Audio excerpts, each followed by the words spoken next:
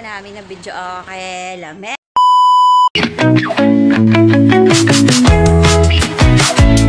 Guys, welcome back sa ating YouTube channel. Hello. So, ayun guys, nagkakapi tayo. Kapi tayo. I'm so bored. Kaya nag-video ako. Wala lang. So sad. Kasi malungkot ako. Siguro kung tinutuloy ko yung pagbablog ko, no? Umabot na siguro ako ng 100 subscribers. So, welcome back to our YouTube channel, guys. And welcome sa mundo kong makulit at magulo. Char.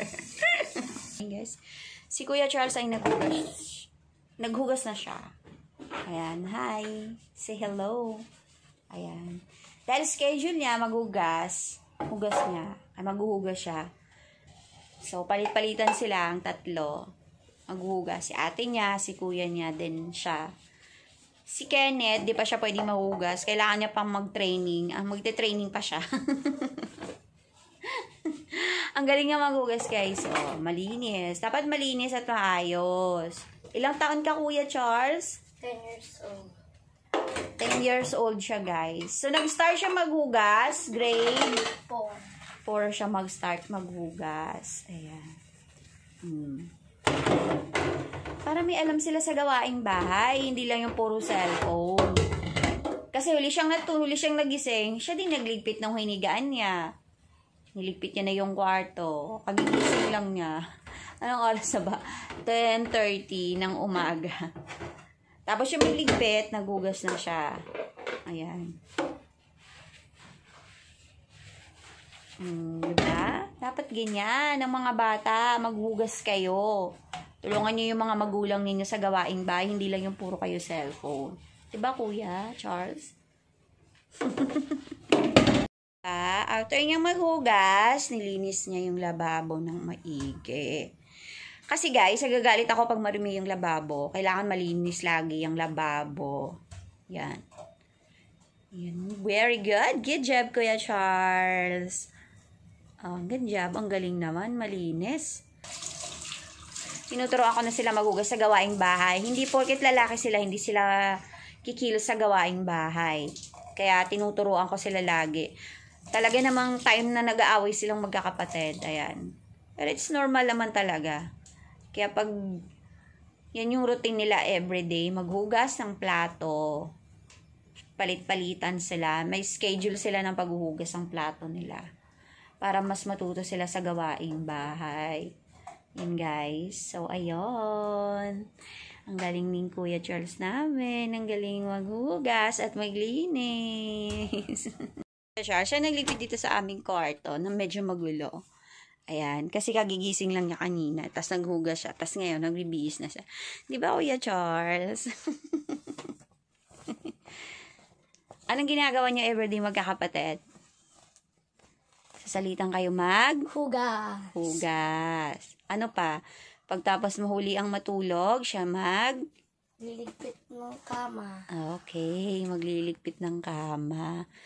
'Di ba? Hindi porket lalaki, hindi alam yung dapat alam yung gawaing bahay. Kasi kami guys, so dumating yung sasakyan, nag-delivery. So ayan sila. Si Ganda, nasa loob agad ng sasakyan. Nang bilis, nakapasok agad. Ayan yung aso namin, no? Nasa loob siya ng sasakyan. Ayan, guys. So, kaladating lang yung sasakyan namin. Nag-deliver siya ng videoke and chairs. Yung parenta namin. Yung parenta namin yun, guys. Parenta namin ng videoke, lamesa. Ayun. Dumating na sila. Galing sa delivery kaninang umaga. So, ayun guys, isa din sa mga negosyo namin yung rental business. Sabi ko nga sa'yo nung isang vlog ko, ito ngayon marami siyang laman na washing, diba? Kung nakapanood kayo at nakasubaybay kayo sa amin. Ito yung washing namin sa loob ng bahay. Ano ba? Ayaw niya mabukas, B! Ayaw niya makisama, B! Nakatali kasi to siya eh. Ayan. Ang aso namin nandun na siya sa si Ganda. Ayan. Ayan guys, yung i-rental namin. Ayan, upuan. Yan, tas tent. Ayan yung mga washing Mga washing namin na parenta. Kasama din yan, guys, sa business namin. Ito yung first floor. Ito yung first floor para ginawa na namin siyang lagayin ng mga rental business namin. Yun na talaga, guys. So, ayun. Ayun naman, nag-deliver na sila ng washing. Ay, ng videoke. So, kararating lang. Actually, yung sasakyan na yun, hindi pa namin tapos nahulugin kay mother. Kay mama yan, hinulugan namin. Nabibenta siya dapat, so kinuha na lang namin. Kasi sayang din, gagagamit namin siya ng pangrenta. Na minsan ginagamit din pang renta, lipat bahay, 'di ba? Bumili kami ng sasakyan kasi nga hindi namin ng pangrenta. Rental business namin pag malayo. So ayun guys. Ayun sila guys, kasama sila sa delivery. Ayan, dumating na sila. Guys, pupuntahan natin yung videoke natin na pinarenta natin. Nagloko daw siya. So, i-check natin.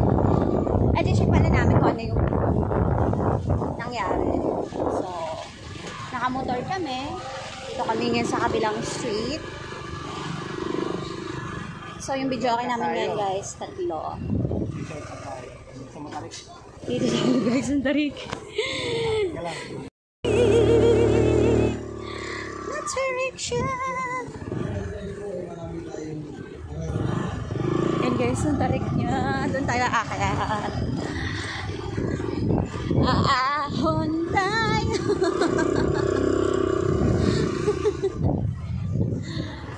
Ayun. Dito tayo sa... Saan ba no? Bagong gawang kalsada. Bagong gawa siya. May birthday. Tapos, doon naman sa kabila nandun yung isa namin videoke. Tapos dito, sa dalawang videoke namin. Dito na lang ako. Dalawang videoke namin nandito. Nirenta nila. Mataas kasi dito. Mataas yung kalsada. Ayun, may birthday siya sa baba.